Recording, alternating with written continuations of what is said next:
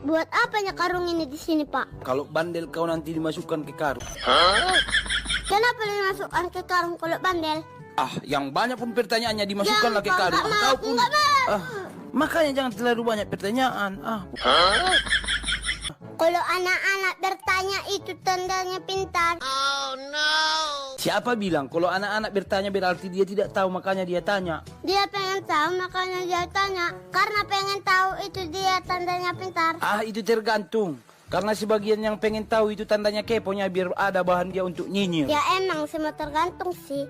Itulah makanya ngapain pula kau bilang tadi kalau pengen tahu berarti tandanya pintar. Iya kan tergantung orangnya. Ah, itulah tergantung orangnya ya. Kalau kita nggak tergantung orangnya. Terus tergantung apa? Ya tergantung bodaknya.